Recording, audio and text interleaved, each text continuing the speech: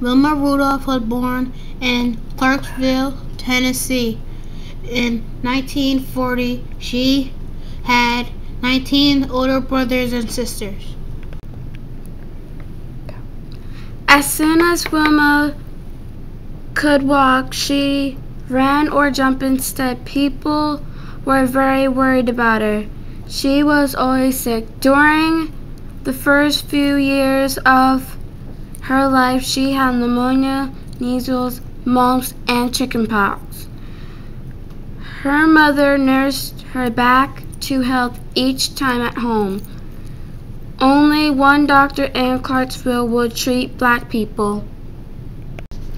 Just before Wilma turned 5, she got sickly than ever. During this sickness, Wilma's left leg twisted inwards and she couldn't move it back. When the doctor came to see her, he discovered she had scarlet fever and polio. In those days, most children who got polio either died or were permanently crippled. There was no cure. Wilma, that lively girl, would never walk again. Wilma never believed that she would never walk again. She kept moving around any way she could. She would hop on one foot to get out her house, to the outhouse in the backyard, into church. Wilma's mother urged her to continue moving. Even though she had 22 children to take care of, she would take Wilma to the hospital twice a week. Wilma and her mother had to ride on the bus and travel 50 miles to the nearest hospital that would treat black patients. They rode together in the back of the bus, the only place blacks were allowed to sit. Doctors and nurses helped Wilma do exercises to make her paralyzed legs stronger. Wilma practiced constantly even when it hurt. Wilma was not allowed to attend school because she couldn't walk. Tearfully and lonely, she watched her brothers and sisters run off to school each day. She hated being left behind all alone. Tired of crying all the time, she decided she needed to fight back.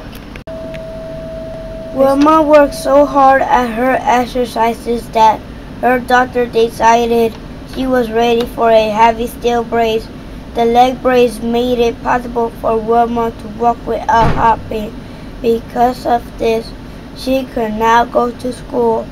School wasn't a happy place for Wilma. Her classmates made fun of her leg brace.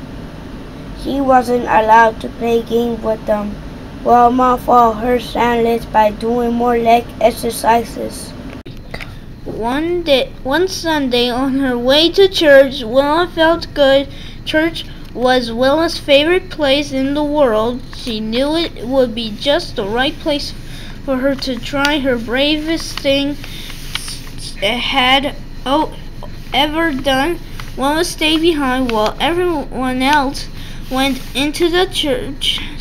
She unlocked her heavy brace and set it by the church front door. Wilma took a deep breath and moved one foot in the front of the others. Her knee trembled violently. Wilma Rudolph was walking row by row, heads turned towards her. As she walked alone down the aisle, her family, friends, and everyone from her school stared at her with wide eyes. Wilma walked all the way down to the front and sat down till she couldn't stop smiling. Wilma practiced walking as often as she could. When she was 12 years old, she was able to take off the brace for good. Wilma and her mom wrapped the hated brace in a box and melted back to the hospital. When Wilma sent that box away, she knew her life was beginning all over again. Wilma couldn't wait to play basketball. Basketball was the game she had most liked to watch. Wilma was skinny but no longer tiny. Her long legs would propel her across the court and through the air. She knew all the rules and all the moves. She led her high school basketball team to one victory after another. She took the team all the way to the Tennessee State Championship, but her team lost. Wilma was used to winning.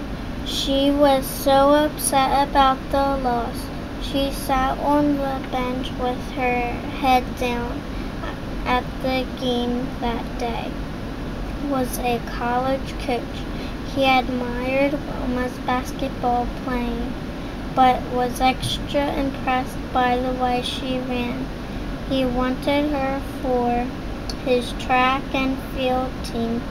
With his help, Wilma won a full athletic scholarship to Tennessee State University. She was the first member of her family to go to college. 8 years after she mailed her brace away, Wilma went to the 1960 Olympic Games. She represented the USA in Rome, Italy. Wilma twisted her ankle after she arrived in Rome. It was swollen and painful during the first days of the race. When it was her turn to compete, Wilma forgot about the pain in her ankle. She lunged forward, not thinking about her fear or pain. She ran faster and better than she ever had before. She ran better than anyone else. Wilma Rudolph won the 100-meter dash. No one else even came close. In Olympics gold medal was hers to take home.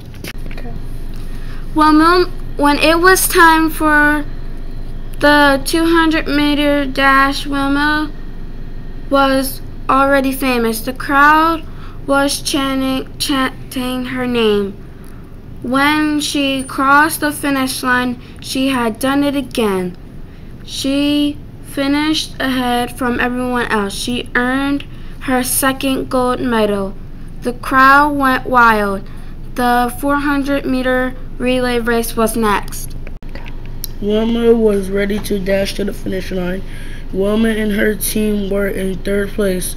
Ever since the day she had walked down the aisle at church, Wilma knew the power of concentration. She put her mind to work. In a final electrifying burst of speed, she pulled ahead. She won by a fraction of a second. She made history. She won for the third time. At the ceremony, the band played the Star-Spangled Banner. Wilma stood tall and still with her gold medal around her neck. Wilma, once known as the sixth child in Clarksville, and now became the fastest woman in the world.